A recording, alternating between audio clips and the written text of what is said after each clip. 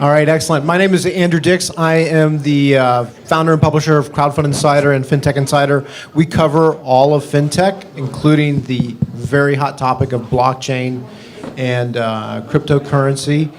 First of all, I want to thank the organizers for putting this cool event together and for inviting me and the illustrious group of experts that are up on the stage today. I think this topic is super interesting and super exciting because it impacts a lot of people. We've got a wide group of perspectives here, so instead of me explaining who they are, I'm going to ask each and individual person here to kind of give a short intro to say who they are, and I'm going to start with the good doctor down here on my left to share what she's doing. Thank you. I'm Cathy Berrera. I'm doctor because I have a PhD in economics. I'm a founding partner at Prysm Group. We help crypto or blockchain startups structure the incentives of, I thought the last panel was actually super interesting. What we do is we help blockchain startups structure the incentives of their platforms in order to get the kind of behavior they would like from participants in a decentralized type of platform. In addition to that work, I work with the MIT Crypto Economics Lab to help translate some of their academic research that they have coming out from economists to a general audience. So I do some blogging and translating, trying to apply that research for blockchain startups. Hi, I'm James Grundvig, COO of Mintum. We're based out of Ireland. I'm in New York City. I got 20 years of project management experience.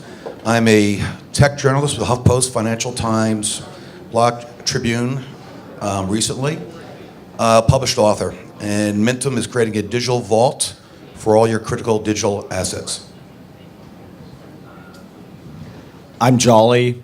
I've spent most of my life in the computer security space. So I've got 15 years helping to protect some of America's most critical infrastructure. So that's everything from exploit dev to building incident response teams for companies such as NASDAQ and RSA. These days, that's what's got my start in cryptocurrency. So I got my first Bitcoin back in 2011, which led to me starting and co-founding a hedge fund last year, CryptoLotus. So we're an actively traded hedge fund out of San Francisco, where I'm chief of security and managing partner. Hello. Okay, I think this works. If you can hear me. Hi, everyone. I'm George Waller. I am an advisor for Blocksafe Technologies. You're probably saying, what's an advisor doing up there? Why not someone from the company? I'm actually also one of the founders. I'm one of the founders of a company called Strikeforce. We are Strikeforce Technologies. We're an 18-year-old cybersecurity firm. Every person in this room has actually used our technology. Quick show of hands. How many people have ever went to log into a website or a bank and it sends them a 6-digit code to their phone? Well, we invented that about 19 years ago. And then what we did recently is we licensed our 3 technologies to Blocksafe as so that they can be dedicated to the blockchain and cryptocurrency world. And essentially, the blockchain ecosystem is under attack right now. And what I mean by the ecosystem, it's wallets, blockchains, and exchanges. And essentially, we make a solution that addresses all of those. And we can talk about that further, but we make a solution that addresses each of those individual areas. Good morning, everyone. My name is John Wharton. I'm the CEO and co-founder of a company called CryptoFury. At CryptoFury, we're obsessed with stopping fraud at the point of service. And what we do to do that is we focus primarily on utilizing blockchain technologies, artificial intelligence, and machine learning to apply that to the payment space, identity space, and governments. We have direct partnerships directly with several governments across the world, and we're looking to raise $10 million to execute on these projects. Excellent, thank you very much. So, again, I think this is a really super exciting space. We love to cover the hacks, the exchanges that get, they get broken into and people get fleeced. Not because we like to see people lose their money, but it actually turns into an interesting story, and then the drama and the emotion and everything goes on. And really, it seems like about once a week somebody is getting fleeced. It's kind of incredible to think that hundreds of millions of dollars in crypto seems to just disappear on a regular basis. And actually, I was looking at BitGrail yesterday. They were supposed to go live yesterday. They didn't, and that was after they lost about $100 and some million in Nano. Stuff like that happens. So, John, I've got a question for you because you're trying to protect the world, right? You're saving everybody. Why isn't the New York Stock Exchange getting hacked? I mean, why are all these exchanges getting broken into? Yeah, that's a long question, but tough question. But I think really the long and the short of it is that the people who are utilizing and designing these systems for these smart wallets don't really come from a strong security framework, strong security background that we in our team, and certainly I'm sure people from Strikeforce have the same kind of background. My CTO used to be the chief architect at Silicon Valley Bank, and he designed PayPal's digital wallet. So we know how to architect these systems inside and out. We're utilizing IoT frameworks, ex-Cisco person, blockchain technologies, artificial intelligence, machine learning, all these things to kind of bring together coherent architecture and strategy for protecting governments, for protecting resources, and protecting payments. The low-hanging fruit in this is obviously the payment sector, but it applies to, like someone mentioned voting before, right. Someone mentioned things like online payments and those sorts of things, and that's where we're obsessed. Excellent. Jolly, so the code is just shit. That's why they're getting broken into, right? I mean, yes, but that's not the entire piece. So the part that people don't understand is your banks are getting hacked all of the time too. It's just the difference is in a bank, you've got this 7-day payment hold. I tried to make a large wire the other day, had to walk into the bank, almost sign in blood going, yes, it's really me. And even if that got sent out, the bank can still talk to the other bank and be like, hey, wait a minute, I made a mistake, give me that money back. You have to understand, for the first time in the world, we have digital bearer bonds. It's whoever holds that private key is the one that holds the value. And on one hand, that's incredibly powering. It means that I can send value and money across the world, but it also creates a great incentive for anyone to target that. And the difference is here, when someone breaks in, you know about it because the money's gone and it's not coming back. That's really the difference.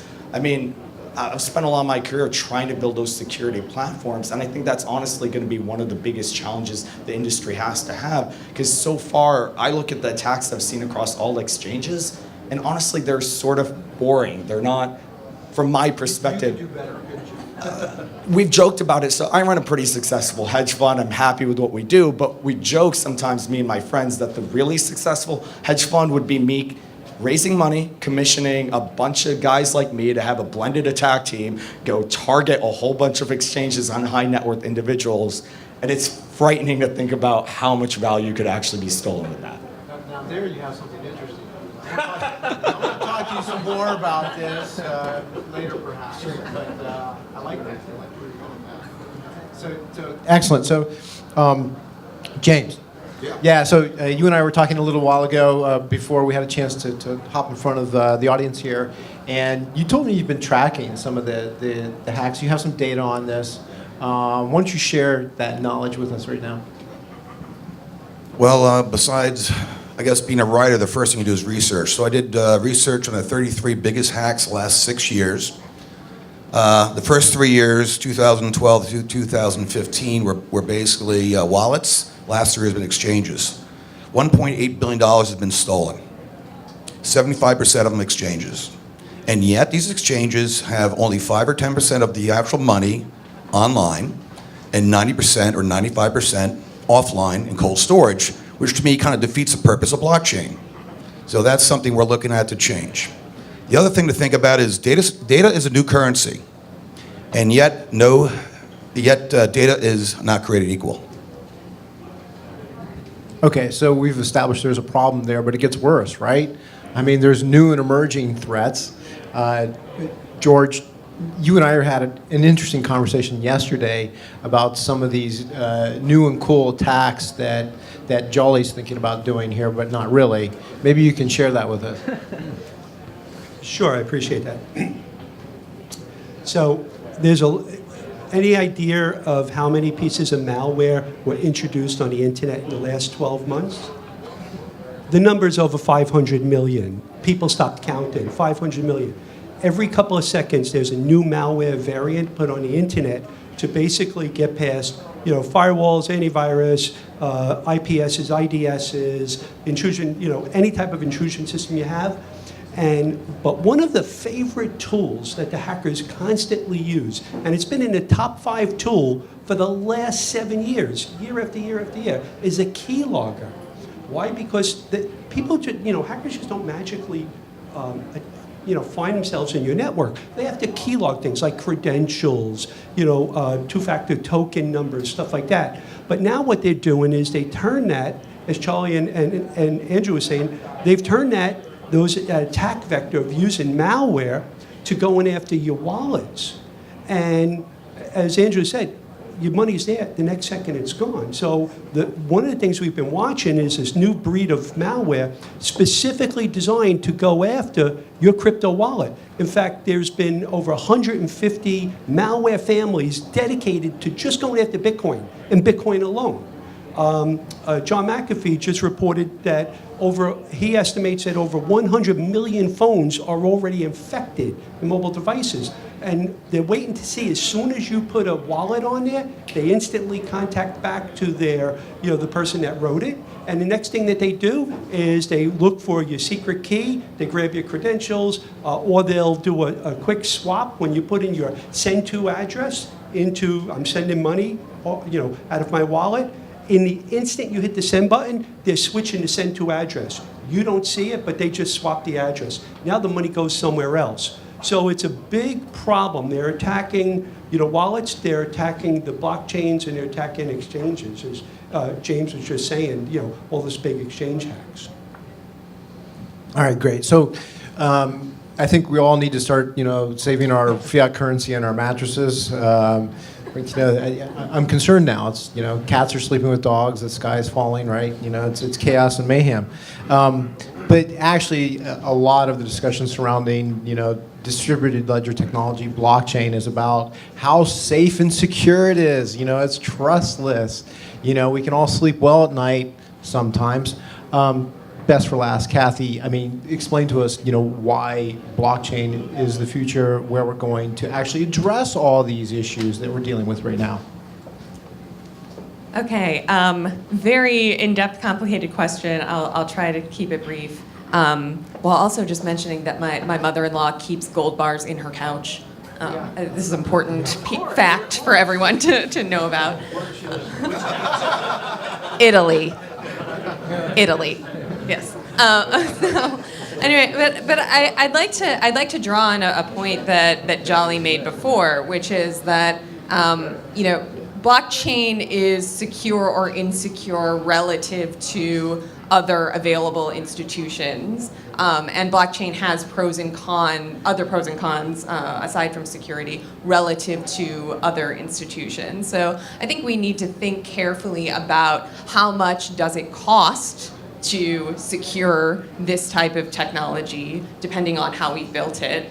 And how much are we willing to pay relative to other options that are available to us? And I think this becomes particularly important when we start thinking about different types of user groups and how much they care about things like security, like privacy was discussed earlier, and like eliminating a centralized authority. So sort of as Jolly was alluding to, you can eliminate some of this security problem by inserting a central authority there. That creates some other problems that you might be concerned about. But the average day-to-day user, if we want to achieve mass adoption of this technology, is eliminating that centralized authority something they really care about. So I think that as different applications of blockchain develop in different solutions, they each need to think about who is our target audience and how do we design a solution specific to that audience. And most people just want it to work. Yes, absolutely. Actually, I mentioned that the MIT Crypto Economics Lab, they just have a new paper out where they did this experiment with Bitcoin in 2014, if I remember correctly. They gave $100 worth of Bitcoin to every single MIT undergraduate to see what would happen. Yes. And as I know, all of us, exactly. But as part of this experiment, they did some surveys around what are your privacy preferences, and then they looked at choices that those undergraduates made about which wallet they stuck their Bitcoin in. And they found that even when these undergraduates said they cared a lot about security, they stuck it right into, the centralized bank-type wallet where the government and some retailer would have access to all of their data.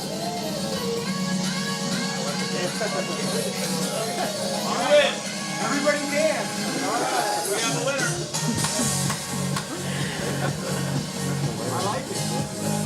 That's the tiger. That's the IoT device. Wow. All right.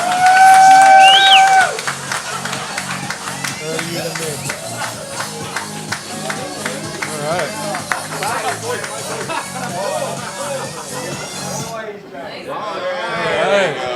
Yeah. All right, everybody's wide awake now. Someone hacked it. That's just a prelude of what's to come later in the day at the New York City Blockchain Summit. Yeah. All right. Well, thank you for that interlude, and thank you for your explanation there, John. So security is very important for a lot of private and public industries. I had a discussion with you about governments because you're actually working with the governments, some of the governments. I don't know if you can disclose any of the groups that you're working with, like the Department of Defense or somebody like that. So what's going on in the public sector in regards to using blockchain? Yeah, so there's a lot of what I would say noise at the top about what the government is or is not doing as far as reacting to what happened with hacking and Equifax and all those sorts of things. But behind the scenes, when you go to three-letter agencies and you go to the U.S.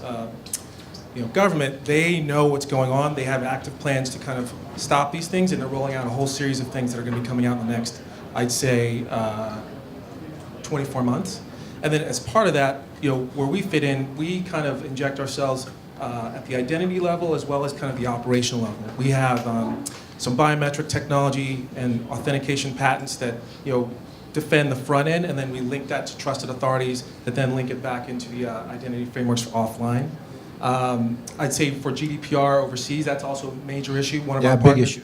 One of our partners right now is actually leading the effort for globally for identity related to that, and that's in the UK, and that's kind of the hub of where GDPR is kind of emanating from.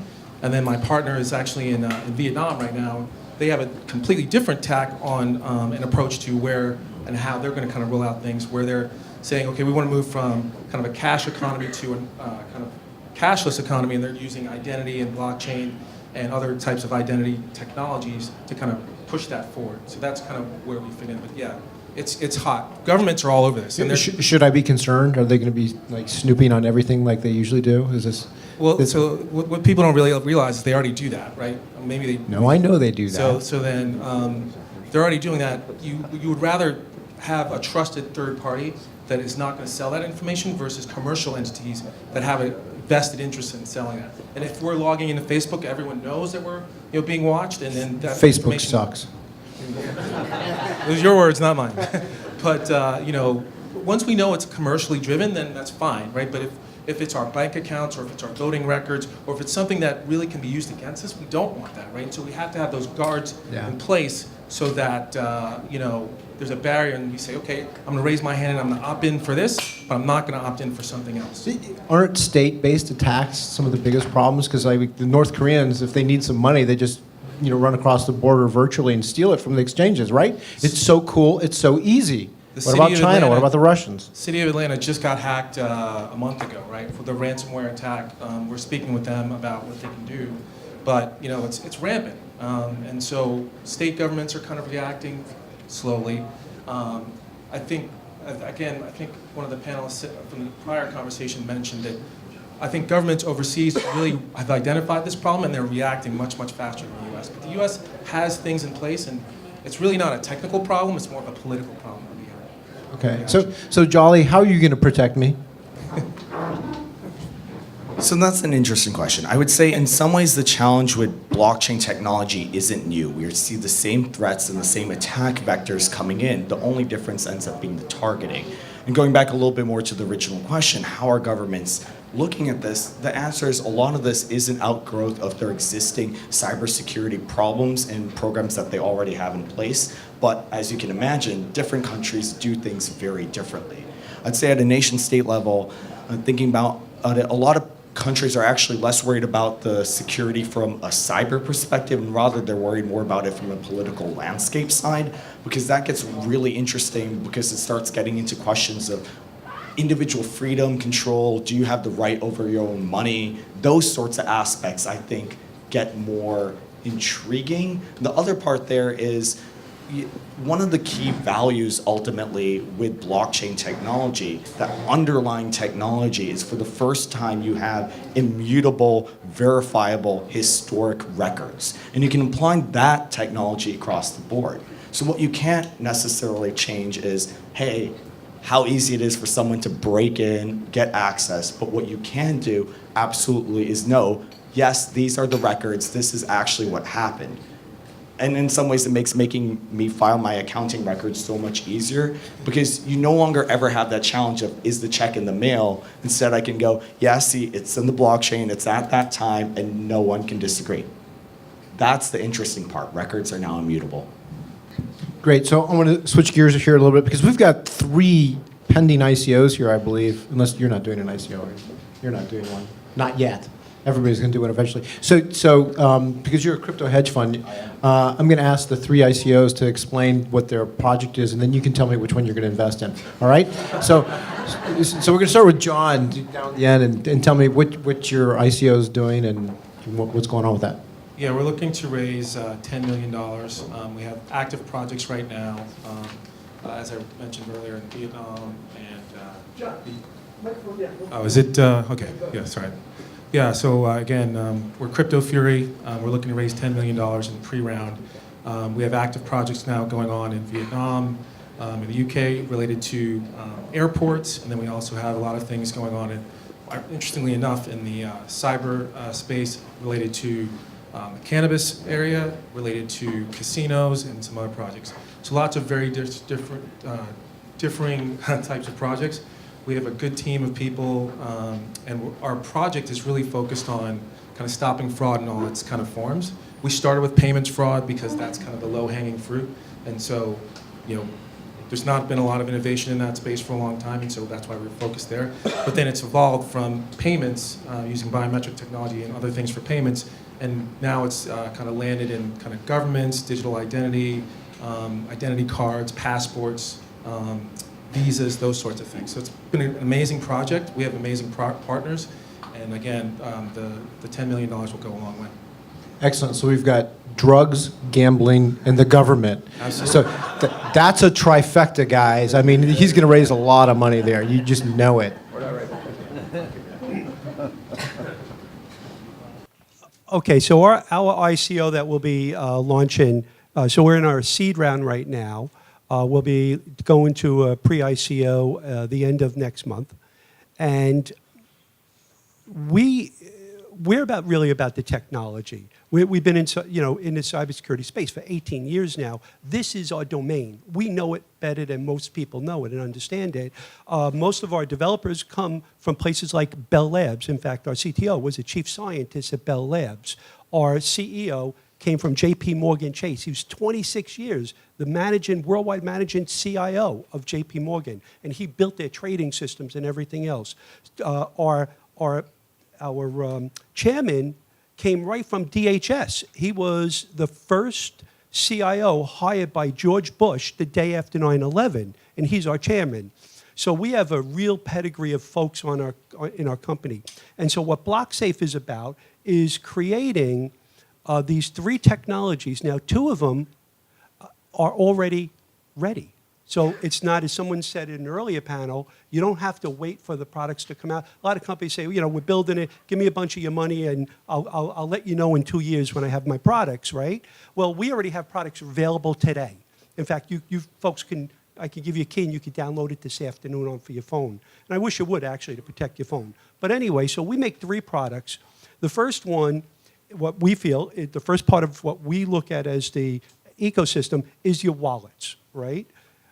We have the world's only keystroke encryption technology that sits on your phone, sits on your tablets, or sits on your desktop computers that encrypts each and every keystroke in real time. We don't care if you have spyware, malware on your computer. We work with both Apple and Android and Windows to basically get our products certified, and we basically protect your device, your endpoint device, because your antivirus and your other products that you're using are not strong enough to prevent stuff like malware, like keyloggers, from getting on there. Listen, just think about this real quick. If antivirus actually worked, we would never have a data breach. But as Andrew said and James said, there's data breaches every day, every week there are data breaches. And so you got to ask yourself, if data breaches are happening, well, what is my antivirus really working? The answer is no, it's not. So we make a keystroke encryption system technology for your mobile devices. Then we make an authentication system for the exchanges and a keystroke encryption for them. And then what I'm most proud of is the last product, which is our blockchain defender. And that basically, so here's your blockchain, here's your D app. I'm logging into my blockchain. Today, there is no form of multi-factor authentication logging into your blockchain. Well, we basically put an agent. We create an agent that does that in authentication and the rules engine. So this way, someone wants to, if Jolly wants to put a new smart contract onto his Or infect blockchain, it, is he right? allowed to? Right? So we basically will verify that he's allowed to do that. So we have the 3 technologies to protect the ecosystem. Okay, we got a crypto prophylactic there. All right, so you're up. Yes, so Mintum, we're right now in the middle of the seed round, going to raise $1 million. Traditional private placement, we got some real sweet sweeteners. That's one. We're looking to raise $30 million in our ICO, which will be later this summer, early fall. Once we close our seed round, we'll know the exact dates. And what we're creating is a 2-phase digital vault. Phase 1 will be for the single users. It will allow them to access through what we call a crypto bridge into the vault. And if a hacker gets in, they'll be alerted that a hacker is in and they're not in, and we'll be able to lock in the safe digital boxes inside. So the vault is technically empty. In the second phase, we're going to have a multi-tenant use case where 5 or 6 law firms could work on a major case and actually share information. So inside that vault, you're going to have a couple things. Number one, you're going to have a splicing technology that will take any of the crown jewels and splice it up in 8 to 10 or 12 pieces and put them inside these safe digital boxes. If one box get hacked, they get 1/12 of something, and it's not everything. And the second use case is, think of Michael Cohen and Donald Trump. They've had a little problem. They got raided by the FBI. What lawyers hate is not having time to defend themselves, respond, and even worse, they have no clue about what files were taken. No idea at all. Trump doesn't know. Michael Cohen doesn't know. A year from now, had they had our system, they would have an internal ledger inside that vault, would have every version of every document. It would have every time it's submitted, every time it's retrieved. And more than that, you would prevent people, like, some people don't like Trump for some reason, and others don't like Michael Cohen for other reasons. But to prevent other people from corrupting data inside. So data integrity to us is very important. So if you had 1,000 files inside, the 1,001 file, well, it wouldn't be on a ledger. Well, that's not them. So that's what we're doing. So where's the fun in that? I mean, come on. We've been talking about Donald Trump and Stormy for a long time. So, Jolly, who are you going to invest in? So here's my challenge. There's lots of times, and I get a billion ICO pitches a day, right? But a lot of times, even let's assume for a moment that they've got a solid technology, great business case, great team, and even reasonable valuations, by the way, which is often a little crazy in crypto land. My challenge is, we often make more money actively trading than investing in pretty much every ICO. I'm honest, like I tell people, it's more likely an ICO invests in me and gives me money after their raise than it is for me to give them money. And that's really the thing, because what we're seeing right now is the blending between hedge fund and VC strategies, because it used to be if you're a VC, you had to invest early stage, you had to get into the seed round. But now you don't have to get into that seed round, or you're a Series A, Series B, and you have liquidity. So I think a lot more about velocity of capital, because being able to trade in and trade out makes our clients so much more money, and that's ultimately what they're paying us for. It's all about the liquidity. Doctor, you're the other expert. Not in the investing side. But yeah, at Prysm, we spend most of our time thinking about the fundamentals of the platform, which I think is, this was alluded to at the end of the last, last panel, but there's sort of a bit of a dichotomy or a conflict between what works best on a decentralized platform in which most of the value is going to be going to the participants. That's why you remove the centralized authority in the first place. And creating a platform in which rents can be extracted or value can be captured by potential investors. So I think that there's, maybe a little bit of tension here between my perspective and the perspective of Jolly, but I'm looking to analyze a platform in terms of what types of incentives or structures are in place to ensure that the participants in the platform who want their data secure, but also those potential attackers are set up to get the rewards or losses appropriate to the types of actions that they might be taking. All right, great. So there's a lot going on in this space. KYC, AML, IED, it goes on and on and on. So where is this all heading, John? Eventually, where are we going with all this? I wish I had a crystal ball to tell you. I mean, I just know that from a technology perspective, again, we're just focused on solving the problem. And so I think you mentioned KYC, AML.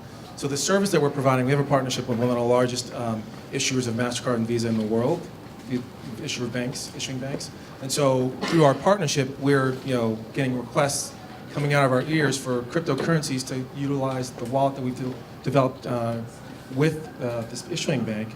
And the first question is, okay, well, KYC, AML, we got to do that. They look at it as a check the box kind of framework, and you have to kind of stop them. Like this morning, I had to tell this guy, like, look, we're not, just doing some random small KYC and that's it. It has to be active, and it has to be, because the number one reason we think that the SEC and the Federal Reserve is concerned about cryptos is because they were just scared to death that people are going to launder money through those wallets. They are. Right, of course. And so for us, we are obsessed equally because we want to be totally compliant with making sure that the KYC frameworks that we're utilizing match the regulatory rigor that is comparable to all the different countries around the world, right? All those frameworks.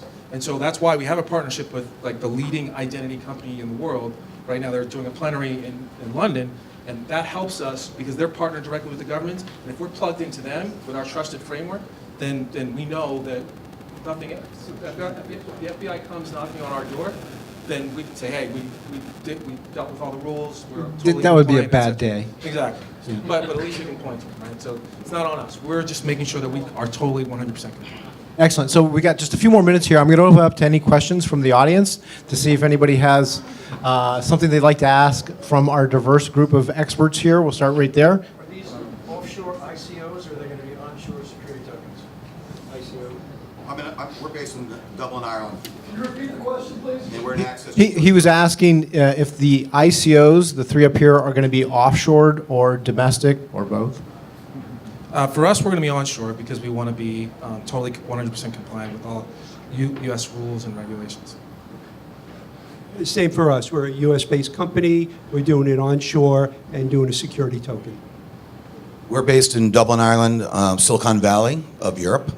Also, we're going to use much stricter GDPR rules for our ICO. There's 3 ICOs going on in Ireland right now. And the Irish government is basically focused on what? What are they focused on? Brexit. So when all the banks, not all, but when much of the fintech space in London leaves to Dublin, same culture, same language, you will see even more activity. Any other questions? Yeah, there we go. Yeah, what do you think about kind of compliance from the perspective of audit of the exchanges and most of the exchanges? Because I don't see any exchanges doing audit from TrustWave or some other company. Well, you know why they're not doing the audits? Because they don't want anybody to know how much money they're making, because they're just killing it right now. Holes in security there. In holes in security. So the question is what about auditing exchanges? And I think this is an excellent question. Cathy, you want to take a shot? Sure. I mean, I think eventually the regulators are going to come in and enforce many of those rules. Particularly, they're going to want to continue to enforce anti-money laundering, et cetera. And the only way they're going to be able to do that is with those kinds of audits. Jolly. So I'd say a three-part thing. I'd say, first of all, the beauty with blockchain technologies, you don't have to trade that asset on any one exchange, right? That's part of the power and part of the fun from a trading side is that same token or whatever we're talking about is traded globally. So if there's an exchange that you go, hey, this may be a little bit funky, don't trade on it. The second is absolutely we are going to see more legislation come down and more regulators are looking at these things, particularly when we start thinking about securities compliant tokens and offerings to make sure that you're following, whether you're following under Reg D or whatever it might be, making sure those rules are enforced.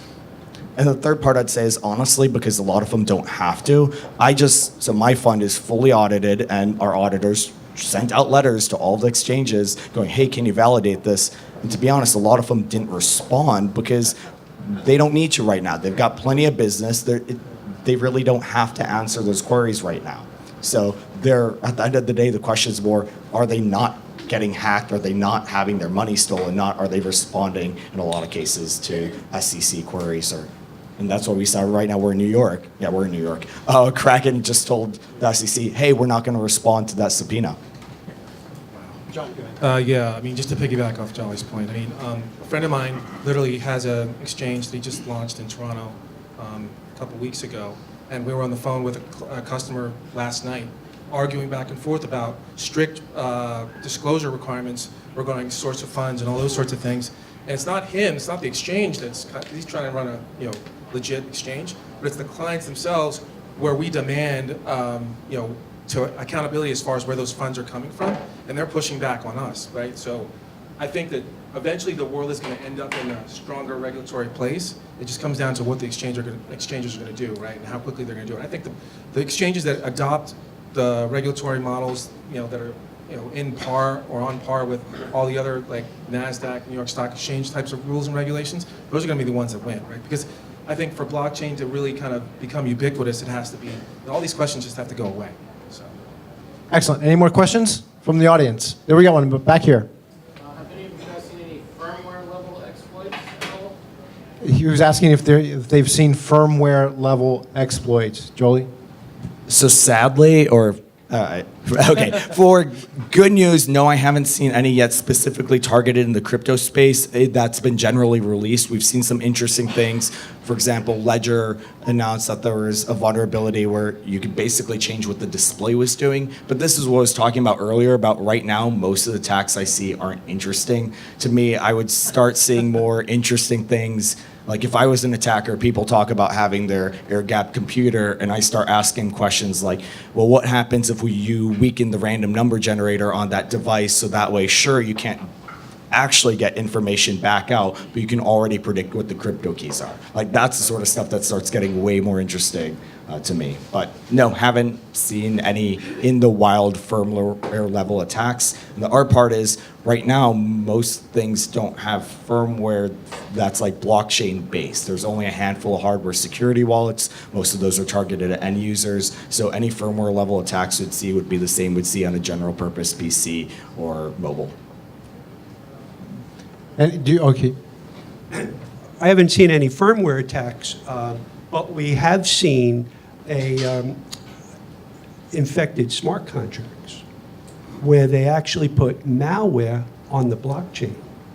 And guess what, folks? When malware's on your blockchain, it lives on your blockchain. So that's why you need to be able to content filter. You got to basically filter everything between from your DApp to down onto your blockchain, you need to know before anyone submits a document or some code, because that's all a smart contract is, right? It's code. Before anyone submits a contract in there, you better scan that contract to verify that it's clean and make sure that you're not putting malware on your blockchain. That's kind of scary, infected smart contracts. You could do like a feature film on that. That's very nefarious. I think, are there any other questions? We got one in the back there. So a couple of the projects have referred to like our blockchain, my blockchain. I'm of the opinion if your blockchain can be sued, it definitely will be in the near to mid-term. And decentralization is not something that you just unbox from Amazon and you have decentralization and now it's a huge benefit. So can any of the projects speak to how decentralization will be achieved in the near term or how it will be kind of on a rolling basis, something that's always kind of like sued? Cathy, you want to tackle that? You were asking the project specifically? Yeah, anyone. If anybody wants to tackle it. Who wants to tackle that? I mean, I'm happy to talk about a lot of things. So that's actually a really interesting point you bring up, because I think back in the day, so like 2011, 2010, the people talking about cryptocurrency were really heavily focused on decentralization. And I do think that is where a lot of value ends up occurring. But I think it's interesting to understand that this technology can be applied in a lot of different ways. And that's what I was alluding to earlier, where everyone makes trade-offs in the design and architecture of the systems that they do. So in some cases, I'd say not every end user or every company is designing this with the primary driver being decentralization. Whether I think that's good or bad is an entirely different story. It's everyone gets to decide what those trade-offs are. So in a lot of cases, there are people going, no, we absolutely don't want this being generally public, even if we absolutely want the value of your data integrity. I mean, thinking about it, I don't know if I want my lawyers, all of those records always published out there, right? I'm not sure everyone always wants their health records published out there, even if they really want to make sure that there's no mistakes and errors, and if anytime there's a change, they can see why and validate that. So I think that's really the quandary, and a lot of this is really, things keep developing, and we really don't know all the ways this technology is going to be applied and leveraged. All right, I think we're out of time. So I think the takeaway message is to practice safe crypto, right? So please give a round of applause for the experts. They'll be around here if you need to talk to them further. Thank you very much.